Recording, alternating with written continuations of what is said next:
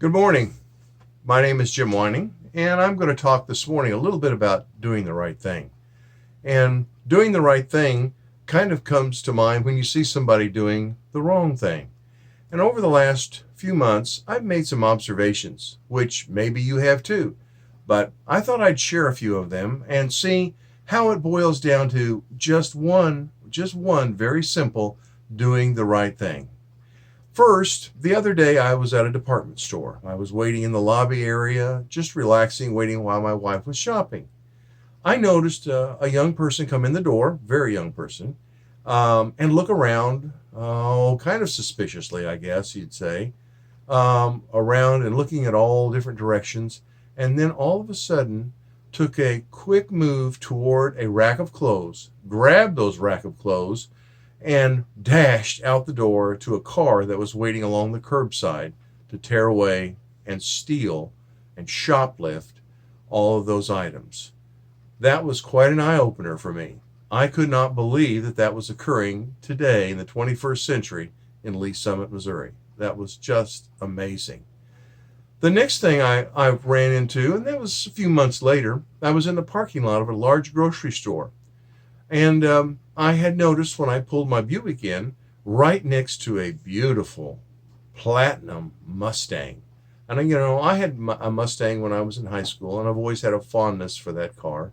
And this car was awesome. It had tinted windows, it had wheels that were really cool. I was extremely impressed. And I was just so amazed at that vehicle. Well, I went in, did my grocery shopping, and when I came back outside, right there by that very parking spot was a car, a police vehicle with lights flashing and everything else. And lo and behold, what I found out, that beautiful Mustang, guess what? Not had been Grand Theft Auto stolen. So there, in two experiences, I had watched one, shoplifting, and two, Grand Theft Auto. I could not believe it. Here we were in the 21st century, and all these things were going on. Well, a bank that I go to for Acts Ministry in a city very close by. Was there probably once a week or so, making deposits, and I wish I was making large deposits. But anyway, that all being said, that particular bank, the other day, I was watching on TV, and it said there had been guess what? A bank robbery at the very bank that I had entrusted the funds for Acts Ministry. That particular bank had been robbed. It was amazing. I just could not believe that those kinds of things were happening.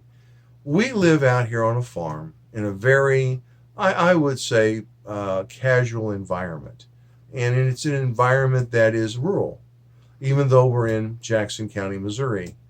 But the other day I was watching some reports on my phone, and was amazed to find out that less than a mile from my farm, someone had pulled up in a truck and had backed that truck into a house and stolen hundreds of valuable items that house had in it that people had collected over the years in memories of things they had done.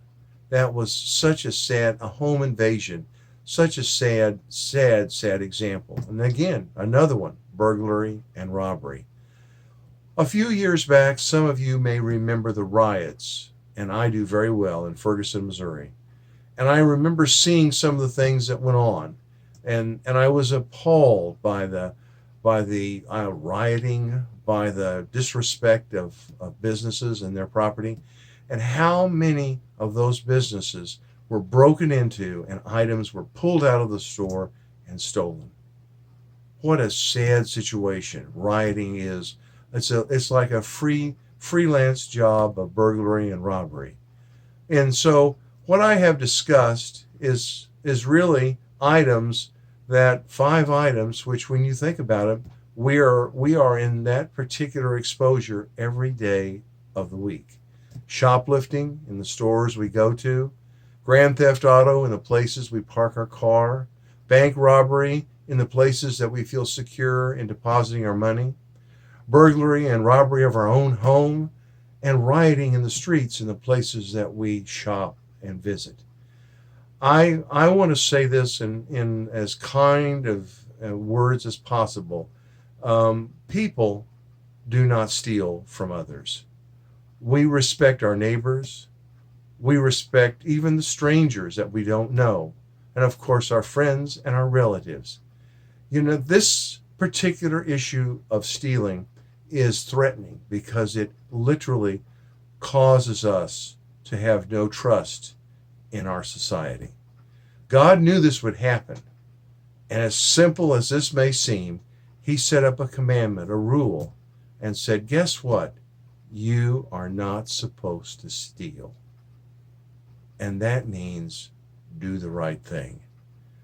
And you can't control others, but by example, you can at least let them know that you are doing the right thing and you are not stealing from others. This has been Jim Whining with Axe Ministry. I hope that this little simple point of what's going on in society today makes a difference in you tomorrow. Thank you so much. And if you'd like to support us, please go to www.axemediagroup.com and click on the PayPal button. You don't have to have PayPal, just a credit card. And make a donation to help us continue to do the right thing. Thank you so much. God bless.